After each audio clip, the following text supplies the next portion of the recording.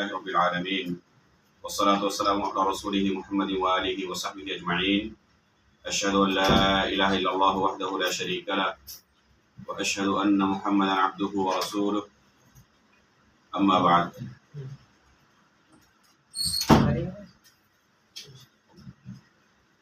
معزز حاضرین اور پردہ نشین ماؤں بہنوں،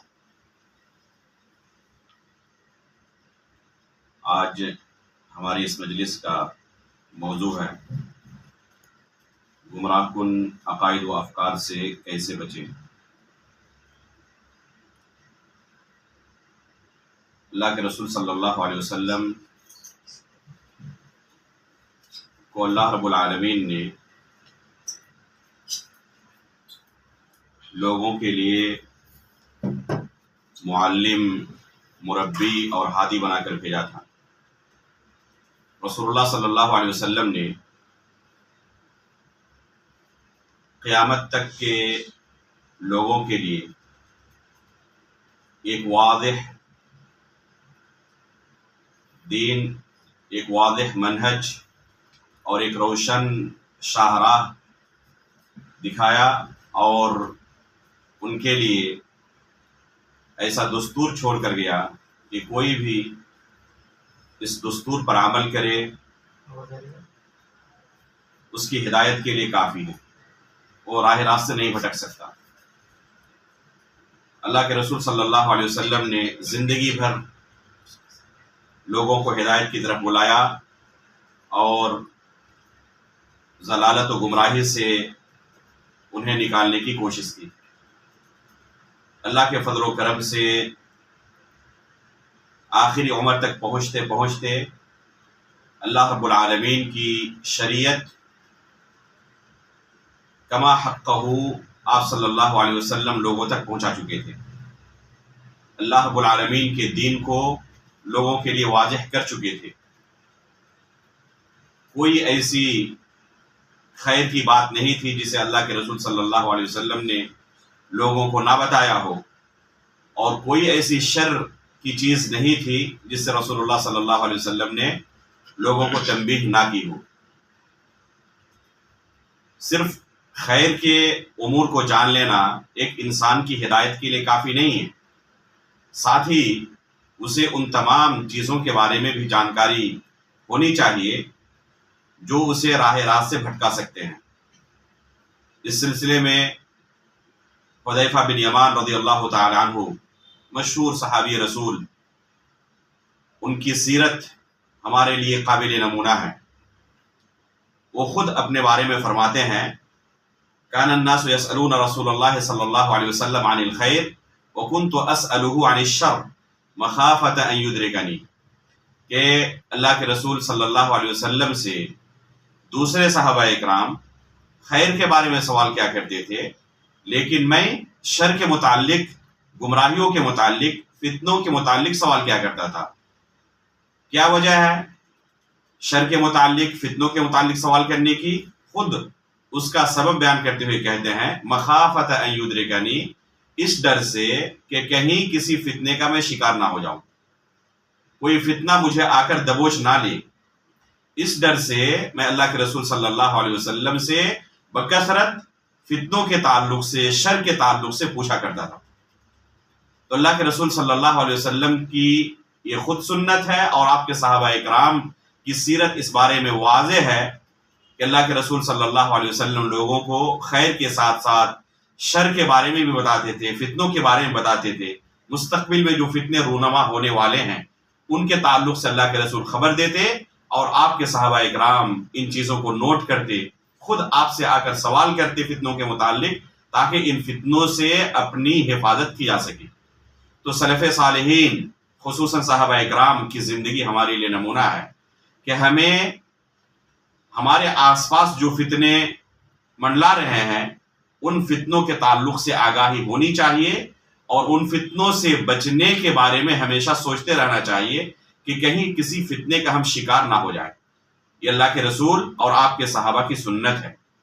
رسول اللہ صلی اللہ علیہ وسلم نے اپنی آخری زندگی میں صحابہ اکرام کو کہا تھا، ترکتکم علی المحجۃ البیضاء لیلها کنہارها لا یزیغ عنہا بعدی الا ہالک، آج میں تمہیں جس دین پر چھوڑ کر جا رہا ہوں، جس عقیدے و منہج پر چھوڑ کر جا رہا ہوں، یہ بالکل واضح روشن شاہراہ ہے، اس کی راتیں بھی دن کے اجالے کی طرح بالکل روشن ہے۔ لا یزیغ عنہا بعدی الا ہالک، جو بھی اس واضح شاہراہ سے، ایک دم صراط مستقیم سے ادھر ادھر ہٹنے کی کوشش کرے گا، اس کا انجام کیا ہوگا؟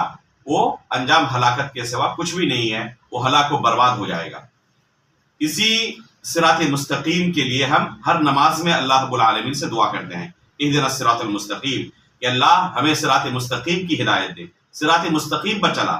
یہ دعا خود اس بات کی دلیل ہے کہ ہمیں فتنوں سے بچنے کا ہمارے ذہن کے اندر ایک جستجو ہے، ہمارے ذہن کے اندر ایک تڑپ ہے کہ کس طرح ہم اپنے آپ کو فتنوں سے محفوظ رکھ سکیں۔ اسی طرح اللہ رب العالمین سے ہم ہمیشہ دعا کرتے رہتے ہیں کہ اللہ تو ہمیں ہر طرح کے فتنوں سے محفوظ رکھ، زیغ و ضلال سے اللہ تو ہمیں محفوظ رکھ۔ ربنا لا تزغ قلوبنا بعد اذ هديتنا وهب لنا من لدنك رحمة انك انت الوهاب۔ تو یہ مومنین کی دعاؤں میں سے ہے کہ وہ اللہ رب العالمین سے ہمیشہ دعا کرتا رہے کہ اللہ ہمیں فتنوں سے محفوظ رکھ۔ تو فتنوں سے اپنی حفاظت کرنا ہر مومن کی ذمہ داری ہے۔ ہر مومن کو سوچنا چاہیے کہ کہیں کسی وہ فتنے کا شکار نہ ہو جائے۔ فتنے اللہ کے رسول صلی اللہ علیہ وسلم نے جب صحابہ اکرام کو چھوڑا تھا اس دنیا میں، اور اللہ کے رسول جو دین دے کر انہیں گئے تھے، اس وقت یہ صحابہ اکرام فتنوں سے محفوظ تھے۔ ابھی چند معمولی واقعات ہی پیش آئے تھے اللہ کے رسول کی زندگی میں، ورنہ صحابہ اکرام کی زندگی اللہ کے رسول صلی اللہ علیہ وسلم کے ساتھ جو گزری ہے وہ زندگی فتنوں سے محفوظ زندگی ہے۔ لیکن جلد ہی دنیا کے اندر فتنوں کا ظہور شروع ہو گیا، جس کی پیشین گوئی خود رسول اللہ صلی اللہ علیہ وسلم نے اپنی زندگی میں کر دی تھی۔ چنانچہ اللہ کے رسول صلی اللہ علیہ وسلم نے اپنے صحابہ اکرام کو نصیحت کرتے ہوئے کہا کہ یہود و نصارہ کے بارے میں اللہ کے رسول نے بیان کیا کہ یہ 71 اور 72 فرقوں کے اندر تقسیم ہو چکے تھے۔ اللہ کے رسول نے تنبیہ کرتے ہوئے کہا کہ میری یہ امت بھی 73 فرقوں کے اندر تقسیم ہو جائے گی، بٹ جائے گی، ان میں سے سب کے سب جہنمی ہیں سوائے ایک جماعت کے۔ صحابہ اکرام نے پوچھا اللہ کے رسول وہ کون سی جماعت ہے؟ تو اللہ کے رسول نے کیا کہا؟ ہم ما كان على مثل انا ما عليه انا واصحابي، ہم ما كان على مثل ما عليه انا اليوم واصحابي، آج میں اور میرے صحابہ جس دین و منہج پر، جس شریعت پر، جس عقیدے پر قائم ہے، جو بھی دنیا کے اندر آنے والے ہوں گے جو اس دین کی اتباع کریں گے، میرے اور میرے صحابہ اکرام کے بتائے ہوئے راستے پر چلیں گے، جس دین پر یہ صحابہ اکرام چلنے والے ہیں اس کو فالو کریں گے، تو وہ نجات پانے والوں میں سے ہے۔ باقی جو بھی صحابہ اکرام کے منہج سے ادھر ادھر بھٹکے گا، دائیں بائیں ہونے کی کوشش کرے گا، صراط مستقیم پر نہیں چلے گا، ادھر ادھر دائیں بائیں وہ جیسے ہی جانے کی کوشش کرے گا، یہیں سے اس کی ہلاکت شروع ہوگی۔ اور اس کا انجام کیا ہوگا؟ خود اللہ کے رسول نے بیان کیا کلھا فی النار الا واحدہ، انجام بھٹکتے بھٹکتے جہنم تک پہنچنا ہوگا۔ ظاہر سی بات ہے کہ ہر شخص کی خواہش ہوتی ہے، اور سب سے بڑی خواہش ہونی بھی چاہیے، کہ کسی طرح جہنم سے وہ بچ جائے، جنت رب العالمین کی حاصل ہو جائے۔ اس لیے ہر شخص کی اپنی ذمہ داری ہے کہ وہ ان فتنوں کے تعلق سے سوچے کہ کیسے ان فتنوں سے اپنے آپ کو محفوظ رکھ سکتا ہے، کیسے ان فتنوں سے بچ سکتا ہے، کیونکہ جیسے ہی وہ فتنوں کے اندر مبتلا ہوگا، فتنوں کا شکار ہوگا، یہیں سے اس کی ہلاکت شروع ہوگی، اور یہ ہلاکت اسے آخر تک جہنم تک پہنچائے گی۔ اس لیے ہر شخص کی اپنی ذمہ داری ہے کہ ان فتنوں کے تعلق سے سوچے کہ کیسے وہ بچ سکتا ہے۔ قرآن و حدیث کے استقراء سے بہت سارے ایسے طریقے ہمیں ملتے ہیں، پتہ چلتا ہے اللہ رب العالمین نے، اسی طرح رسول اللہ صلی اللہ علیہ وسلم نے ان فتنوں سے بچنے کا راستہ دکھایا ہے کہ کیسے ہم ان فتنوں کا مقابلہ کر سکتے ہیں، ان فتنوں سے بچ سکتے ہیں، جن میں سے سب سے اہم طریقہ ہے ان فتنوں سے اپنی حفاظت کا کہ ان فتنوں کے تعلق سے صحیح علم حاصل کریں۔ جب تک عقیدے و منہج کا صحیح علم نہیں ہوگا کسی کے پاس، تو کوئی بھی اسے فوراً اچک سکتا ہے اور فتنوں کے اندر ڈھکیل سکتا ہے۔ علم نہ ہونے کی بنا پر وہ اسے ہدایت سمجھے گا اور پھر اس راستے کو فالو کرتے ہوئے آگے بڑھتا رہے گا، لیکن اس کا انجام کیا ہوگا؟ ہلاکت خیز ہوگا۔ اس لیے سب سے بڑا ہتھیار ان فتنوں سے مقابلے کا، ان فتنوں سے اپنی حفاظت کا، کہ ان فتنوں کے تعلق سے علم حاصل کریں۔ حذیفہ بن یمان رضی اللہ تعالی عنہ کا طریقہ ہمارے لیے نمونہ ہے، آئیڈیل ہے۔ وہ اللہ کے رسول کے پاس جاتے تھے اسی مقصد سے کہ ان فتنوں کے تعلق سے سوال کریں۔ خود کہتے ہیں کہ دوسرے صحابہ اکرام اللہ کے رسول سے خیر کے متعلق سوال کرتے، لیکن میں شر کے متعلق سوال کرتا، فتنوں کے متعلق اللہ کے رسول سے سوال کرتا، مخافت ان یدرکنی، تاکہ یہ فتنے مجھے اپنے پنجے میں نہ لے لیں، میرا شکار نہ کر لے، ان فتنوں کا میں شکار نہ ہو جاؤں۔ اس مقصد سے وہ اللہ کے رسول سے ان فتنوں کے متعلق سوال کرتے تھے۔ کیا پتا چلا کہ ان فتنوں سے حفاظت کا سب سے اہم اور مؤثر طریقہ یہ ہے کہ ان کے تعلق سے ہم صحیح علم حاصل کریں۔ اور یہ صحیح علم کہاں ملنے والا ہے؟ یہ صحیح علم فقط اور فقط اللہ کے رسول صلی اللہ علیہ وسلم کی احادیث کے اندر، اللہ رب العالمین کی کتاب کے اندر، اللہ کے رسول کی احادیث کے اندر، اور صحابہ اکرام، تابعین، تبع تابعین اور سلف صالحین کی سیرت میں۔ یہ ہے صحیح راستہ ان فتنوں کے تعلق سے علم حاصل کرنے کا۔ اس لیے ہمیں دیکھنا چاہیے کتاب و سنت کے اندر کہ آخر کن فتنوں کے تعلق سے کتاب و سنت میں ہماری رہنمائی کی گئی ہے کہ ان فتنوں کے تعلق سے ہمیں چوکنا رہنا ہے، متنبہ رہنا ہے، تاکہ ہم ان کے شکار نہ ہو جائیں۔ امام بخاری رحمہ اللہ نے صحیح بخاری کے اندر ایک کتاب قائم کیا ہے جس کا نام ہے کتاب الفتن۔ اب غور کریں کہ امام بخاری رحمہ اللہ اپنی صحیح کے اندر ایک کتاب ہی قائم کرتے ہیں جس کا عنوان رکھتے ہیں کتاب الفتن۔ فتنوں کے متعلق احادیث کو انہوں نے اس کتاب کے اندر ذکر کیا ہے۔ فتنوں کے تعلق سے اگر بات کی جائے تو یہ کئی طرح کے ہیں۔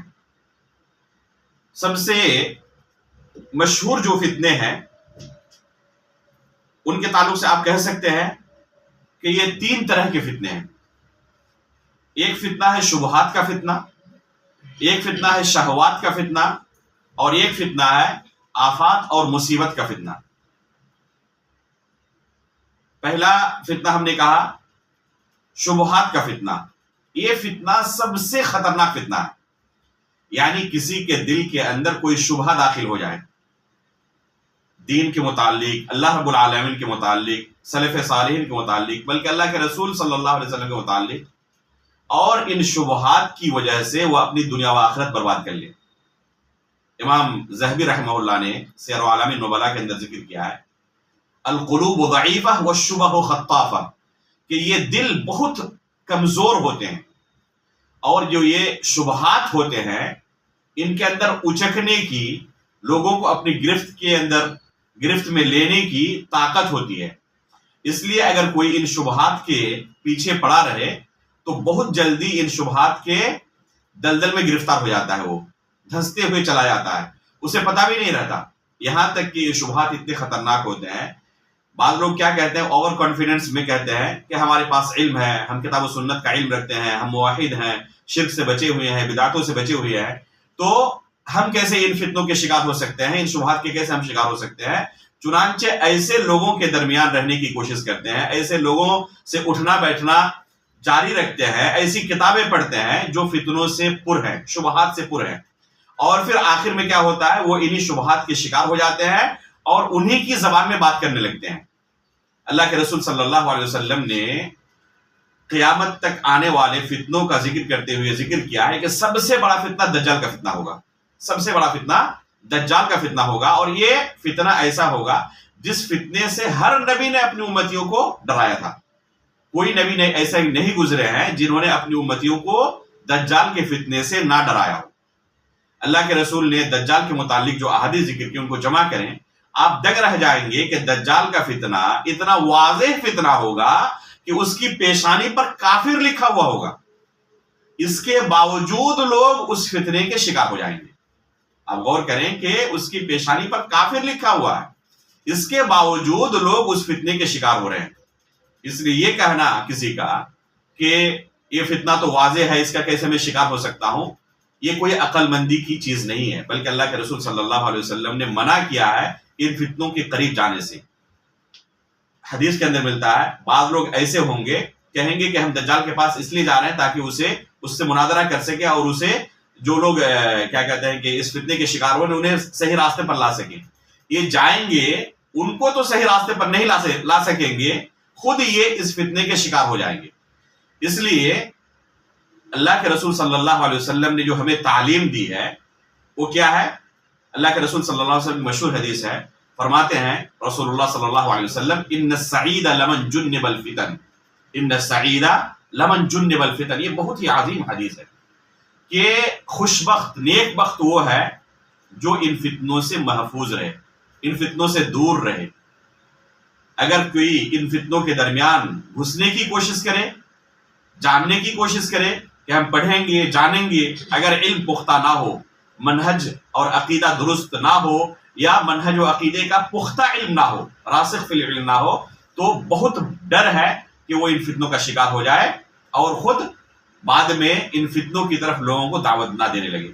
اس لیے ضرورت ہے کہ ان فتنوں کے تعلق سے ہم علم حاصل کریں، آگاہی حاصل کریں، اور علم حاصل کرنے کے بعد ان فتنوں کے تعلق سے جانکاری حاصل کرنے کے بعد ان فتنوں سے دور رہیں، قریب پھٹکنے کی کوشش نہ کریں۔ جیسے ہی آپ قریب ہونے جائیں گے یہ آپ کو تباہ و برباد کر ڈالیں گے۔ وہ اپنے جس طرح ایک چمبک ہوتا ہے نا، میگنیٹ، وہ کھینچ لیتا ہے، اسی طرح اللہ رب العالمین نے ان فتنوں کے اندر یہ طاقت رکھی ہے کہ وہ بہت جلدی اپنی طرف لوگوں کو کھینچ لیتے ہیں۔ آپ لوگوں کو صحیح بات بتانے کے لیے جائیں، کوئی آپ کی بات جلدی سننے کے لیے تیار نہیں ہوگا، لیکن ابھی دیکھیں کسی مارکیٹ میں کوئی شخص کھڑا ہو جائے اور وہ فالتو قسم کی بےہودہ باتیں کرنے لگے، وہاں دیکھیں گے بہت سارے لوگ جمع ہو چکے ہیں۔ یہاں تک کہ اگر کوئی اپنے آپ کو نبی ہونے کا بھی اعلان کر دے، کچھ لوگوں کو پائیں گے کہ اس کی بات پر وہ کیا کر رہا ہے، لوگ کیا کر رہے ہیں، آمنا صدقنا کہہ رہے ہیں، اور اس کے بھی فالوورز موجود ہیں، بہت سارے لوگ اس کی بھی اتباع کرنے لگتے ہیں۔ تو اللہ رب العالمین نے ان فتنوں کے اندر ایک عجیب کشش رکھی ہے۔ جن کے دل کمزور ہوتے ہیں، جو علم کے ہتھیار سے لیس نہیں ہوتے، وہ بہت جلدی گرفتار ہو جاتے ہیں۔ اس لیے ان فتنوں سے حفاظت کا سب سے مؤثر طریقہ یہ ہے کہ ان فتنوں کے تعلق سے علم حاصل کریں۔ ان فتنوں کے تعلق سے علم حاصل کرنے کی جب ہم بات کر رہے ہیں تو ہمیں ظاہر سی بات ہے کہ دنیا کے اندر واقع ہونے والے تمام فتنوں کے بارے میں مختصر وقت میں ہم بیان نہیں کر سکتے، اس لیے چند اہم فتنوں کی طرف میں اشارہ کرنا چاہوں گا جن کے بارے میں حدیث کے اندر بہت واضح طور پر محدثین نے ان احادیث کو ذکر کیا ہے، رسول اللہ صلی اللہ علیہ وسلم کی ان احادیث کو، جو کہ آپ نے اپنے صحابہ کرام کو ذکر کیا تھا۔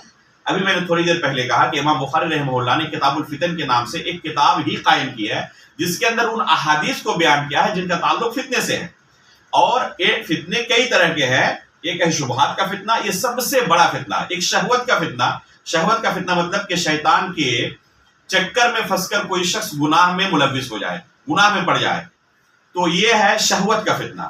اس فتنے سے حفاظت آسان ہے، اس لیے کہ جو شخص اس فتنے کے اندر گرفتار ہوتا ہے وہ جانتا ہے کہ میں غلط کر رہا ہوں۔ مثلا کوئی شخص چوری کر رہا ہے، کوئی شخص جھوٹ بول رہا ہے، غیبت کر رہا ہے، تو یہ شہوت کا فتنہ ہے۔ کوئی موبائل پر فلمیں دیکھ رہا ہے، شہوت کا فتنہ ہے، اسے خود پتا ہے کہ میں غلط کام کر رہا ہوں، اس لیے عین ممکن ہے کہ اس کی نفس اسے ملامت کرے اور بہت جلد وہ صحیح راستے پر پلٹ آئے توبہ و استغفار کر کے۔ لیکن اگر شبہات کا فتنہ داخل ہو گیا تو اسے کیا سمجھے گا کہ میں نیکی کا ہی کام کر رہا ہوں۔ ایک شخص دین کے اندر بدعت کا ایجاد کرتا ہے تو وہ توبہ نہیں کرتا اس سے، کیونکہ وہ اسے نیکی کا کام سمجھ رہا ہے، وہ سمجھ رہا ہے کہ میں بہت بڑا نیکی کا کام انجام دے رہا ہوں، اس لیے اس سے امید بہت کم ہوتی ہے کہ وہ شخص جلدی توبہ کر کے پھر صحیح راستے پر واپس آ جائے۔ جو خوارج علی رضی اللہ تعالیٰ عنہ اور عثمان غنی رضی اللہ تعالیٰ عنہ کو قتل کرنے کے درپے تھے، وہ یہ سمجھ رہے تھے کہ ہم نیکی کا سب سے بڑا کام کر رہے ہیں۔ اب غور کریں کہ کسی کے دل میں کوئی شبہ داخل ہو جائے تو کس طرح اسے ہلاک و برباد کر دیتا ہے کہ خلفائے راشدین جن کے بارے میں اللہ کے رسول صلی اللہ علیہ وسلم نے ایک دو جگہوں پر نہیں کئی جگہوں پر دنیا کے اندر جنت کی خوشخبری سنائی ہے، ان کو قتل کر کے کوئی سمجھ رہا ہے کہ میں نیکی کا کام کر رہا ہوں، تو کسی کے دل کے اندر یہ شبہات داخل ہو جائے تو اسے کس قدر ہلاک و برباد کر سکتا ہے، آپ اس سے اندازہ لگا سکتے ہیں۔ اسی وجہ سے آپ پائیں گے کہ جن کے اندر اس طرح کے باطل افکار داخل ہو جاتے ہیں ان کے لیے کوئی بھی وہ کام کر جائیں چھوٹا ہوتا ہے۔ یہاں تک کہ معاصرین کے اندر بھی ہم نے دیکھا ہے کہ جو لوگ اس طرح کے فتنوں کے اندر مبتلا ہوتے ہیں وہ کسی کو پھر نہیں چھوڑتے، یہاں تک کہ صحابہ اکرام کے بارے میں بھی زبان درازی کرتے ہیں۔ یہاں تک کہ بعض لوگوں کو ایسا بھی آپ پائیں گے کہ اپنے ہی والدین اور اپنے اساتذہ کو اپنے ہاتھوں سے قتل کر دیتے ہیں، اور یہ سمجھ رہے ہوتے ہیں کہ ہم نیکی کا کوئی بہت بڑا کام انجام دے رہے ہیں۔ تو یہ شبہات کے جو فتنے ہوتے ہیں انتہائی خطرناک ہوتے ہیں، اور اسی فتنے سے اللہ کے رسول صلی اللہ علیہ وسلم نے بہت زیادہ تنبیہ کی ہے۔ صحابہ اکرام کے بارے میں جو ابھی جو بیان کیا گیا، جیسے کہ حذیفہ بن یمان رضی اللہ تعالیٰ عنہ کے بارے میں ذکر کیا گیا، عمر فاروق رضی اللہ تعالیٰ عنہ کے بارے میں صحیح بخاری کے اندر آیا ہوا ہے۔ حذیفہ بن یمان رضی اللہ تعالیٰ عنہ کو انہوں نے ایک دن پوچھا فتنے کے تعلق سے کہ فتنوں کے بارے میں آپ اللہ کے رسول کو پوچھتے رہتے تھے، ذرا مجھے بھی بتائیں۔ انہوں نے عام فتنوں کے بارے میں بیان کرنا شروع کیا تو عمر فاروق رضی اللہ تعالیٰ عنہ نے کہا کہ میں ان فتنوں کے تعلق سے آپ سے نہیں پوچھ رہا ہوں، بلکہ ان فتنوں کے تعلق سے پوچھ رہا ہوں، یعنی ان کا اشارہ تھا شبہات کے فتنے کی طرف۔ تو عمر فاروق رضی اللہ تعالیٰ عنہ کو حذیفہ بن یمان رضی اللہ تعالیٰ عنہ نے کہا کہ امیر المؤمنین، آپ کا اس سے کیا لینا دینا، آپ کو اس سے ڈرنے کی ضرورت نہیں ہے، کیونکہ آپ کے درمیان اور ان فتنوں کے درمیان ایک دروازہ ہے۔ تو عمر فاروق رضی اللہ تعالیٰ عنہ نے کہا کہ یہ دروازہ توڑ دیا جائے گا یا کھولا جائے گا؟ تو انہوں نے جواب دیا کہ نہیں، اس کو کھولا نہیں جائے گا بلکہ اس کو توڑ دیا جائے گا۔ تو پھر انہوں نے کہا کہ اگر کھولا جاتا تو امید تھی کہ پھر دوبارہ اسے بند کیا جا سکے، لیکن جب توڑ دیا جائے گا تو پھر اس کے بعد کوئی امید نہیں بچتی ہے کہ اسے پھر دوبارہ بند کیا جا سکے۔ حذیفہ بن یمان رضی اللہ تعالیٰ فرماتے ہیں کہ عمر فاروق رضی اللہ تعالیٰ عنہ اچھی طرح جانتے تھے کہ وہی دروازہ ہے، اور عمر فاروق رضی اللہ تعالیٰ عنہ کو ایک مجوسی ابو لؤلؤ فیروز نے مسجد نبوی کے اندر اللہ کے رسول کے محراب میں نماز ادا کرتے ہوئے شہید کیا۔ تو عمر فاروق رضی اللہ تعالیٰ عنہ فتنوں کے تعلق سے ایک دروازہ تھے، اس دروازے کو جب توڑ دیا گیا تو یہ فتنے اس امت کے اندر ایسے داخل ہوئے کہ آج تک امت ان فتنوں سے جھوج رہی ہے۔ اسی وجہ سے رسول اللہ صلی اللہ علیہ وسلم نے ایک دو حدیث کے اندر نہیں، بے شمار احادیث کے اندر اس فتنے سے آگاہ کیا ہے اور کہا ہے کہ ان فتنوں سے اپنے آپ کو بچا کے رکھنا۔ چنانچہ اللہ کے رسول صلی اللہ علیہ وسلم کی کتاب الفتن کے اندر، اسی طرح صحیح مسلم کے اندر کتاب الامارہ، امام مسلم نے ان احادیث کو کتاب الامارہ کے اندر بیان کیا ہے، اور امام بخاری رحمہ اللہ نے ان احادیث کو کتاب الفتن کے اندر ذکر کیا ہے۔ جن بڑے فتنوں سے اللہ کے رسول نے آگاہ کیا ان میں سے ایک فتنے کا میں تذکرہ کر رہا ہوں آپ کے سامنے، وہ ہے خوارج کا فتنہ۔ اللہ کے رسول صلی اللہ علیہ وسلم نے خود اپنی زندگی میں اپنے صحابہ اکرام کو اس فتنے سے آگاہ کیا تھا اور انہیں تعلیم دی تھی واضح طور پر۔ چنانچہ اللہ کے رسول صلی اللہ علیہ وسلم کے تعلق سے عبادہ بن صامت رضی اللہ تعالیٰ عنہ بیان کرتے ہیں، صحیح بخاری اور صحیح مسلم دونوں کے اندر یہ حدیث موجود ہے، بایعنا رسول اللہ صلی اللہ علیہ وسلم علی السمع والطاعہ فی العسر والیسر والمنشۃ والمکرہ والا ننازع الامر اہلہ وان نقول بالحق حیثما کنا لا نخاف لومۃ لائم۔ اس حدیث کے اندر عبادہ بن صامت رضی اللہ تعالیٰ عنہ بیان کرتے ہیں کہ ہم صحابہ اکرام نے اللہ کے رسول سے اس بات پر بیعت کی تھی کہ ہم حاکم وقت کی جو بھی ہمارے حکمراں ہوں گے ان کی ہم اطاعت کریں گے، چاہے حالات ہمارے کتنے اچھے ہوں یا کتنے ہی برے کیوں نہ ہوں، چاہے ہم خوشی کی زندگی، عیش و مسرت کی زندگی گزارتے رہیں یا مصیبت اور تکلیف کی زندگی گزارتے رہیں، ہر حال میں ہم ولی الامر کی، حاکم وقت کی اطاعت کریں گے۔ یہ اللہ کے رسول صلی اللہ علیہ وسلم نے صحابہ اکرام کو اس پر بیعت لی تھی۔ عبادہ بن صامت رضی اللہ تعالیٰ عنہ کہتے ہیں کہ صحابہ اکرام نے اللہ کے رسول کے ہاتھ پر اس بات پر بیعت کی تھی کہ جو ہمارے حکمراں ہوں گے ان کی ہم اطاعت کریں گے، اور وَأَلَّا نُنَازِعَ الْأَمْرَ أَهْلَهُ، اور جو حکمراں ہوں گے اس معاملے میں ان کے ساتھ ہم کبھی بھی مد مقابل نہیں ہوں گے، یعنی ان کو یہ نہیں کہنے جائیں گے کہ آپ یہ تخت چھوڑیں، یہ گدی چھوڑیں اور دوسروں کے حوالے کر دیں، کیونکہ یہیں سے کیا ہوں گے، یہیں سے فتنے رونما ہوں گے، خون خرابہ ہوگا، یہاں تک کہ عثمان غنی رضی اللہ تعالیٰ عنہ کے زمانے میں جب یہ خوارج اور یہ باغی ان کو قتل کرنے کے درپے ہو گئے تو اس وقت عثمان غنی رضی اللہ تعالیٰ عنہ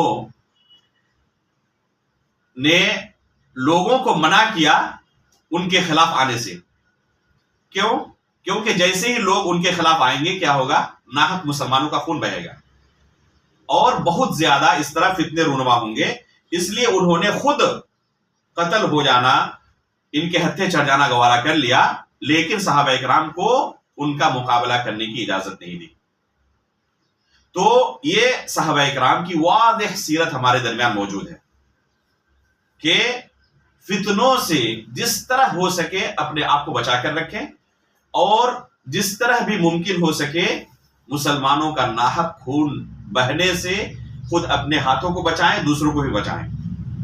اسی طرح امام احمد بن حنبل رحمہ اللہ نے، اور یہ حدیث صحیح مسلم کے اندر بھی ہے، ابو ہریرہ رضی اللہ تعالیٰ عنہ بیان کرتے ہیں کہ اللہ کے رسول صلی اللہ علیہ وسلم نے ہمیں حکم دیا تھا علیک بالسمع والطاعہ فی عسرک ویسرک ومنشطک ومکرہک واثرۃ علیک.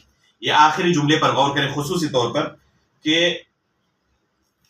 اللہ کے رسول صحابہ اکرام کو کہہ رہے ہیں حکمراں کی اطاعت کرنا، سمع و طاعت کا مظاہرہ کرنا، چاہے تمہارے حالات اچھے ہوں، بادشاہ وقت کی طرف سے، حکومت وقت کی طرف سے تمہیں مراعات ملے یا تم پر سختیاں ہوں، ہر صورت میں ان کی اطاعت کو لازم پکڑنا. خصوصاً وَأَثَرَةٍ عَلَيْكَ، اگر تمہارے اوپر کسی دوسرے کو ترجیح دیا جائے، یعنی کوئی سمجھ رہا ہے کہ فلاں عہدے کا میں حقدار ہوں، فلاں نوکری کا میں حقدار ہوں، لیکن حقدار کو یہ حق نہ دے کر جو حقدار نہیں تھا اسے ظلماً کوئی حق دیا جائے اور کوئی واضح طور پر اپنے آپ کو مظلوم سمجھے، اس موقع پر بھی اللہ کے رسول نے، اور یہ حدیث صحیح مسلم کے اندر ہے، اللہ کے رسول صلی اللہ علیہ وسلم نے واضح طور پر صحابہ اکرام کو حکم دیا تھا کہ ایسے موقع پر بھی حاکم وقت کے خلاف خروج جائز نہیں ہے، تمہیں سمع و طاعت کا مظاہرہ کرنا ہے. اور امام احمد بن حنبل نے اپنی مسند کے اندر، اسی طرح ابن حبان کے اندر بھی یہ حدیث ہے جسے امام ابن حبان نے صحیح کہا ہے، یہ حدیث ثابت ہے، عبادہ بن صامت رضی اللہ تعالیٰ عنہ کی مشہور حدیث ہے.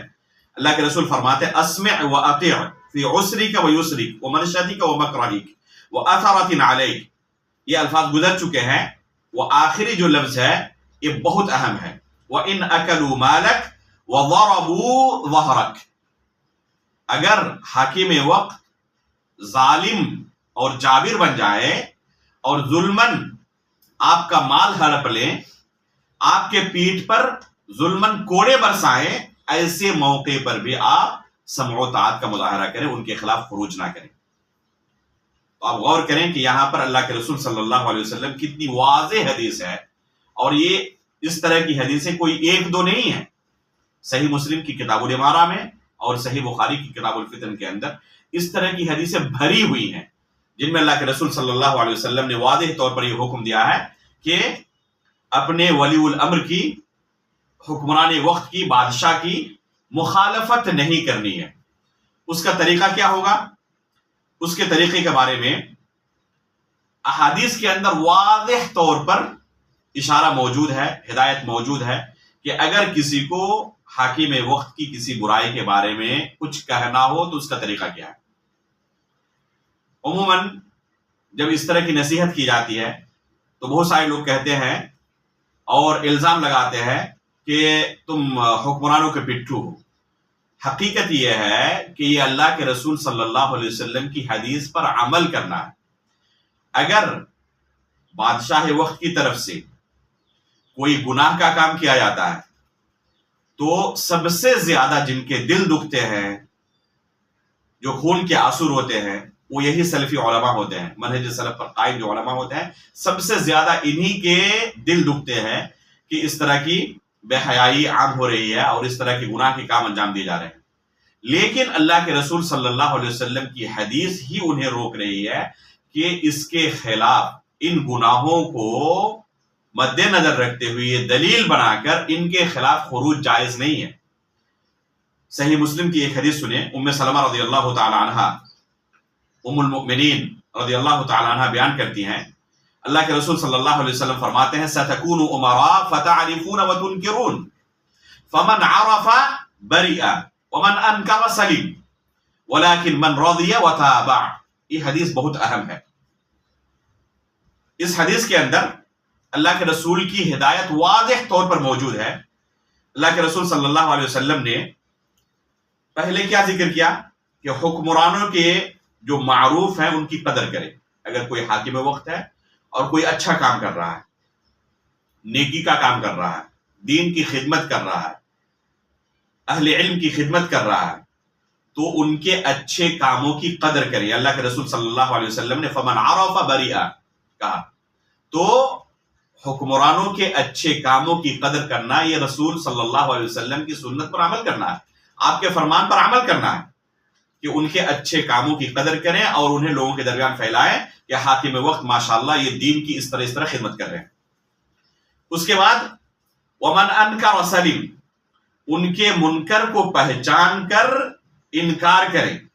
انکار کا کیا طریقہ ہوگا ابھی آگے بیان کر رہا ہوں اللہ کے رسول صلی اللہ علیہ وسلم کی حدیث. لیکن منکر کو پہچان کر انکار کرنا.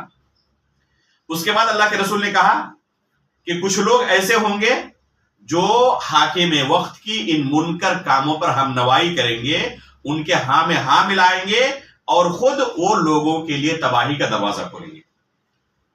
تو اس حدیث کی روشنی میں ہر شخص کو اپنے آپ کو جانچنا اور پرکھنا چاہیے کہ ہم اس حدیث پر کس قدر عمل کر رہے ہیں اور کس قدر اس حدیث سے دور ہیں.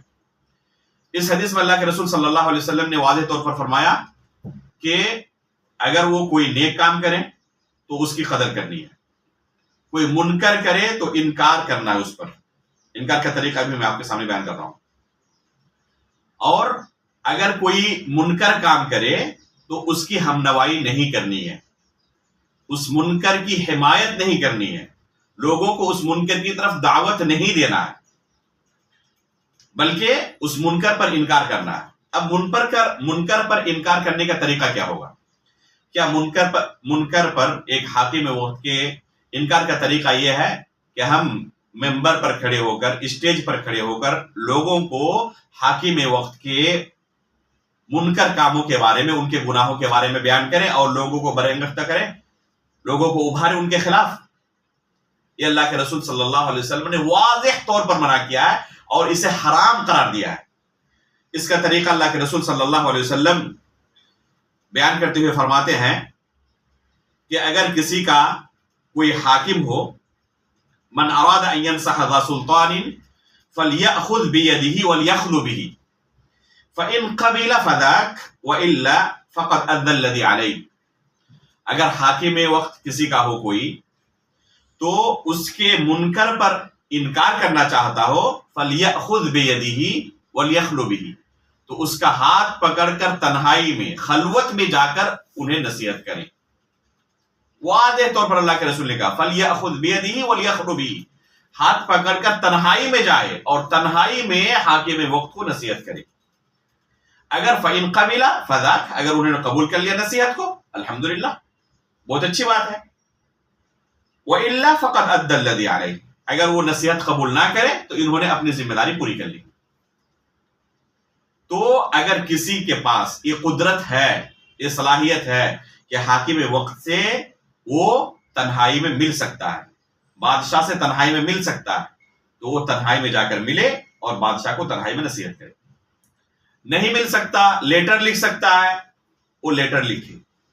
کسی اور طریقے سے اپنی بات وہاں تک پہنچا سکتا ہے جس سے دوسروں کو نہیں بلکہ بادشاہ کو پتا چلے.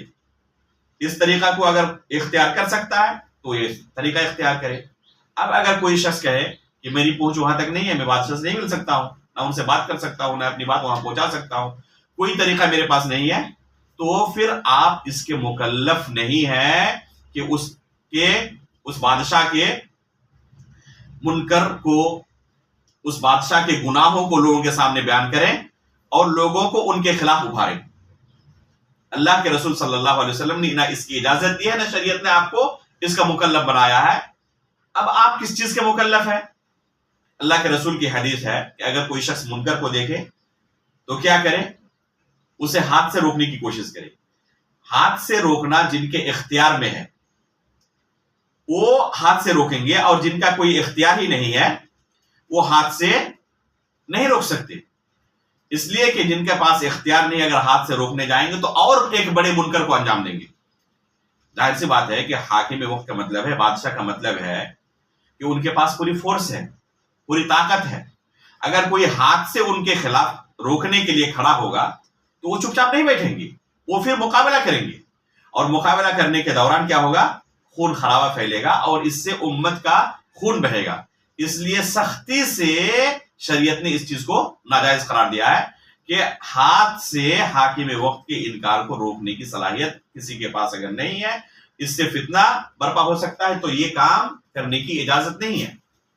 جہاں تک زبان سے انکار کی بات ہے تو اس کا طریقہ وہ ہے جو کہ ابھی تھوڑی دیر پہلے آپ کے سامنے بیان کیا کہ اللہ کے رسول کی حدیث کو کہ فَلْيَأْخُذْ بِيَدِهِ وَلْيَخْلُ بِهِ۔ زبان سے انکار کا طریقہ یہ ہے کہ تنہائی میں جا کر بادشاہ سے کہے کہ اس طرح آپ نے غلط کیا، اس طرح آپ نے غلط کیا، ان چیزوں سے آپ روکے رہے۔ بعض لوگ اس موقع پر ایک حدیث پیش کرتے ہیں اور لوگوں کو گمراہ کرنے کی کوشش کرتے ہیں، کہتے ہیں افضل الجہاد کلمۃ حق عند سلطان جائر، سب سے بہترین جہاد یہ ہے کہ ظالم بادشاہ کے خلاف آپ کیا کریں؟ آواز اٹھائیں۔ وہ بھول جاتے ہیں کہ اسی حدیث کے اندر اللہ کے رسول نے عند سلطان جائر کہا۔ لفظ عندہ کی قید ہے کہ بادشاہ کے سامنے، عندہ مطلب ہوتا ہے کہ قریب، تو بادشاہ کے قریب آپ پہنچے، اس کے بعد ان کے سامنے کہیں جتنا کچھ آپ کو ان کو سنانا ہے، لیکن بادشاہ کو نہ سنا کر آپ کیا کرنا چاہتے ہیں؟ لوگوں کو سنانا چاہتے ہیں، اور لوگوں کو ان کے خلاف ابھارنا چاہتے ہیں، اور ان کے خلاف لوگوں کو سڑک پر لانا چاہتے ہیں، مظاہرہ کروانا چاہتے ہیں، اور لوگوں کو ان کے خلاف بغاوت پر آمادہ کرنا چاہتے ہیں۔ اس کا نتیجہ کیا ہوگا؟ کبھی بھی اس طرح کے بغاوت کا، اس طرح کے مظاہروں کا نتیجہ اچھا نہیں ہوا ہے۔ آپ پوری تاریخ اٹھا کر دیکھ لیں، اس سے خون خرابے کے علاوہ کچھ نہیں ہوا۔ جب بھی یہ کوشش کی گئی اس سے ہمیشہ امت کے اندر فتنے پھیلے اور امت کے اندر اس طرح خون خرابے ہوئے۔ پوری تاریخ اسی طرح بھری پڑی ہے، صحابہ اکرام کے زمانے سے لے کر عثمان غنی رضی اللہ تعالیٰ عنہ کے قتل، علی رضی اللہ تعالیٰ عنہ کے قتل سے لے کر آج تک آپ دیکھ لیں تاریخ اٹھا کر۔ آج دیکھیں کتنے مسلم ممالک ہیں، آپ کو دکھائی دیں گے، یمن ہے، سوریا ہے، لیبیا ہے، عراق ہے، کتنے مسلم ممالک آپ کے سامنے ہیں جو تباہ و برباد ہو چکے ہیں۔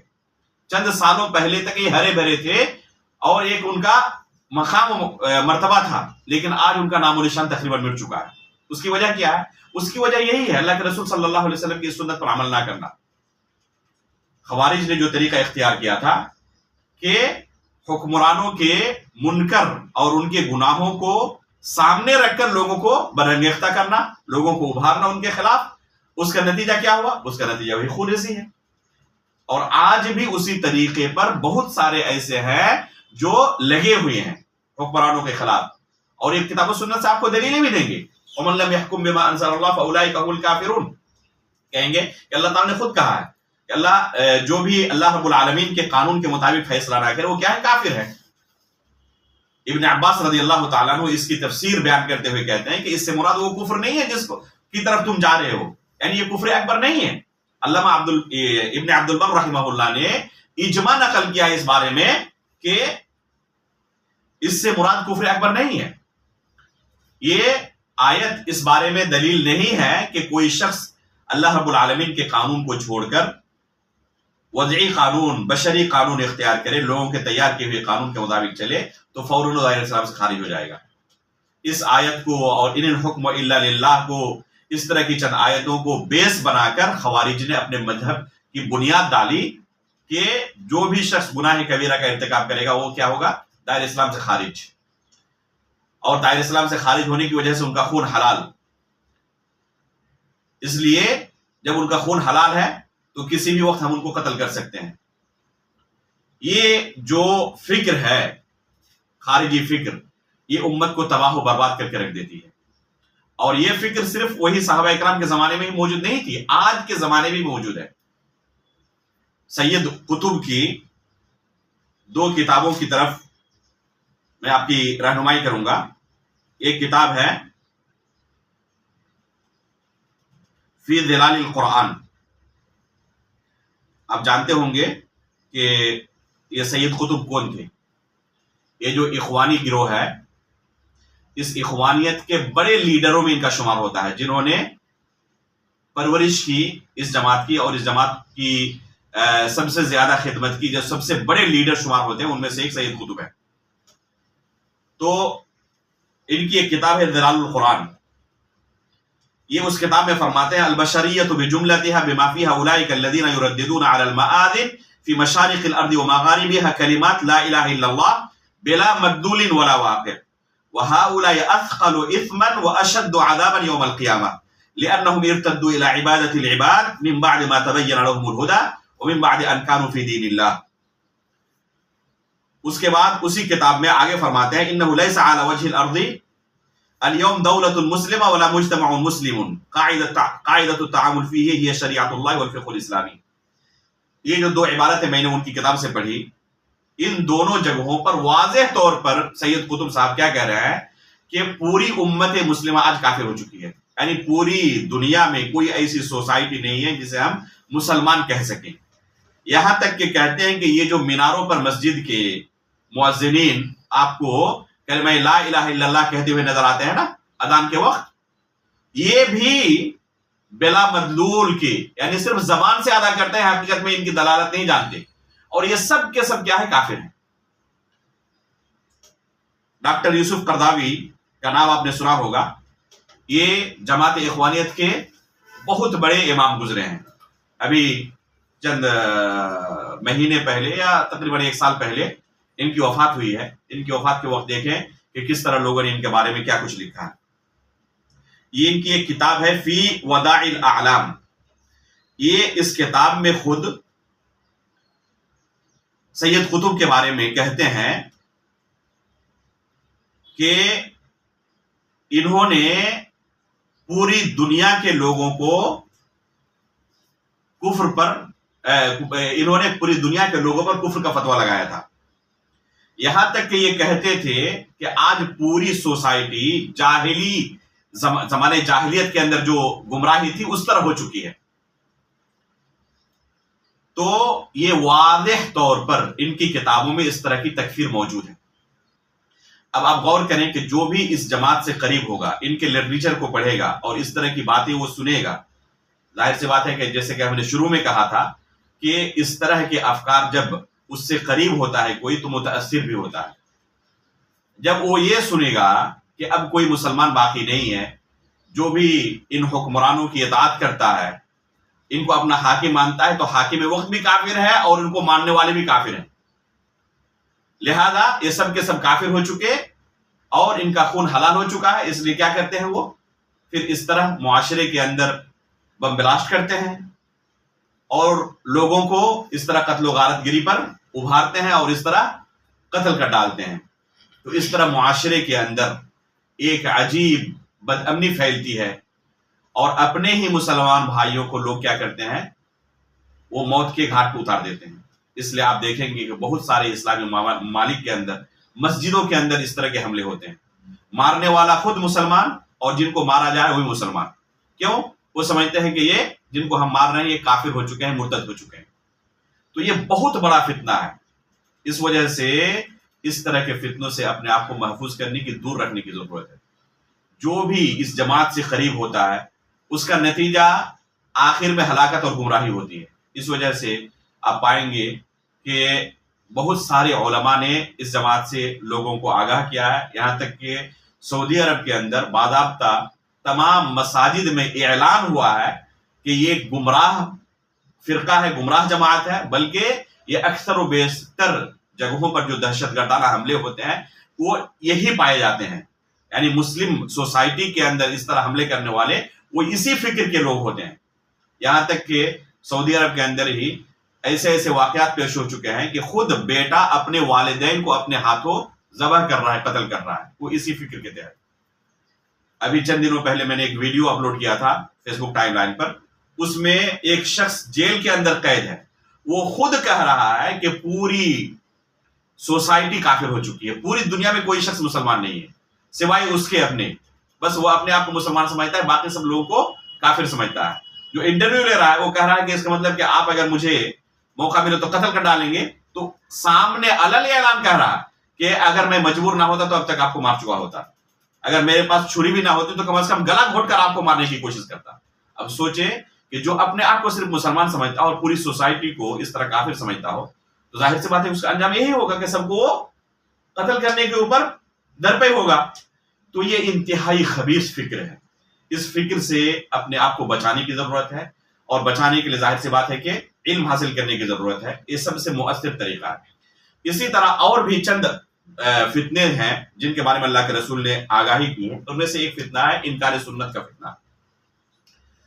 یعنی اللہ کے رسول صلی اللہ علیہ وسلم کی احادیث کو حجت نہ ماننے کا فتنہ یا اس کے تعلق سے شک و شبہ ڈالنے کا فتنہ. یہ فتنہ بھی آپ پائیں گے جماعت اسلامی والوں کے ہاں خصوصاً مولانا مودودی کے ہاں بہت زیادہ موجود ہے. مولانا اسماعیل سلفی گوجران والا رحمہ اللہ نے کافی زیادہ ان کا تعاقب کیا ہے. حجت حدیث آپ پڑھیں, اسی طرح جماعت اسلامی کا نظریہ حدیث, تو یہ سب کتابوں کے اندر واضح طور پر آپ پائیں گے کہ کس طرح مولانا مودودی کے ہاں حدیث رسول کے تعلق سے تشکیک پائی جاتی ہے. مولانا صلاح الدین مقبول احمد بہت معروف شخصیت ہے, ہمارے ہندوستان کے بہت بڑے عالم دین ہیں. انہوں نے ضوابع فی وجہ سنہ قدیما و حدیثا ایک کتاب لکھی ہے جس میں مولانا مودودی کی گمراہیوں کو تفصیل کے ساتھ حدیث رسول کے متعلق کیا ان کی گمراہیاں ہیں اور کیسے انہوں نے حدیث رسول کے اندر تشکیک پیدا کرنے کی کوشش کی ہے, شک و شبے میں ڈالنے کی لوگوں کو کوشش کی ہے. تو اس جماعت کے اندر یہ گمراہی موجود ہے. اس طرح اس گمراہیوں کا ایک پلندہ ہے اس جماعت کے اندر. تو ان گمراہیوں سے حفاظت کا طریقہ یہی ہے کہ ان کے تعلق سے آپ آگاہی حاصل کریں. اس سے طرح یہ علماء سے دور کرتے ہیں. آپ اکثر لوگوں کو پائیں گے جو بڑے ہیں ان کے, جیسے مولانا مودودی ہے, سید قطب ہے, حسن البنا ہے, ان میں سے کوئی عالم دین نہیں تھے. یہ سب کے سب سیلف اسٹڈی سے, ذاتی مطالعے سے انہوں نے دین کو سمجھنے کی کوشش کی اور اس طرح ٹھوکر کھائے کہ آپ بیان نہیں کر سکتے ہیں. اسی طرح کلمہ لا الہ الا اللہ کی تعویل کرتے ہیں, صحابہ اکرام پر طعن و تشنیع کرتے ہیں. آپ مولانا مودودی صاحب کی کتاب اٹھائیں خلافت و ملوکیت, جس کا بہترین جواب دیا ہے حافظ صلاح الدین یوسف رحمہ اللہ نے خلافت و ملوکیت کی تاریخی و شرعی حیثیت نامی کتاب میں. خلافت و ملوکیت کی تاریخی و شرعی حیثیت حافظ صلاح الدین یوسف رحمہ اللہ کی کتاب ہے, اردو زبان میں بہترین کتاب. اس کتاب کو پڑھنا چاہیے لوگوں کو. اس کتاب میں مولانا مودودی صاحب نے صحابہ اکرام کے تعلق سے جو زبان درازی کی ہے اس کا مدلل جواب دیا ہے. تو جو شخص صحابہ اکرام تک کو نہ چھوڑے اور ان کے تعلق سے اس طرح بد زبانی کرے تو ظاہر سی بات ہے کہ یہ گمراہی کا آخری درجہ ہے. اور جس جماعت کے اندر اس طرح کی گمراہیاں موجود ہوں اس جماعت میں خیر نہیں ہو سکتا. اس لیے اگر کہا جائے کہ اس وقت سب سے بڑے فتنوں میں سے کون سا فتنہ ہے تو کہا جائے گا یہ اخوانیت کا فتنہ ہے. کیونکہ جو بڑے بڑے گمراہ فرقے گزرے ہیں جیسے خوارج کی جماعت ہے, ان کے ہاں سب سے بڑی گمراہی کیا تھی؟ حکمرانوں کی تکفیر اور ان کے خلاف خروج و بغاوت کرنا اور گناہ کبیرہ کی بنا پر سوسائٹی کو, لوگوں کو, مسلمانوں کو کافر سمجھنا اور ان کی قتل و غارت گیری کرنا. یہ خوارج کی سب سے بڑی گمراہی تھی. اس گمراہی کو جماعت اسلامی والوں نے, اخوانیوں نے اپنے اندر لیا. یہاں سے جو شیعہ ہیں, روافظ ہیں, ان کی بڑی سب سے گمراہی کیا ہے؟ یہ صحابہ اکرام پر طعن و تشنیع کرتے ہیں, انہیں سب و شتم کرتے ہیں. اس جماعت کے اندر یہ گمراہی بھی موجود ہے. اسی طرح جو گمراہ فرقے جیسے جہمیہ ہے, معتزلہ ہے اور جو گمراہ فرقے ہیں, ان کے اندر ایک بہت بڑی گمراہی یہ ہے کہ اللہ رب العالمین کی صفات کے تعلق سے, اللہ رب العالمین کے ناموں کے تعلق سے کتاب و سنت میں جو نصوص موجود ہیں ان کی تعویل کرتے ہیں. اور ایک بہت بڑی گمراہی ہے یہ, جس کو میں اپنے دروس میں بھی جامعہ اسلامیہ سے جو میرے دروس سوموار کے دن ہو رہے ہیں میں بیان کر رہا ہوں. اس طرح صفات کی آیتوں میں گزشتہ درس بھی اسی بارے میں تھا. یہ بہت بڑی گمراہی ہے.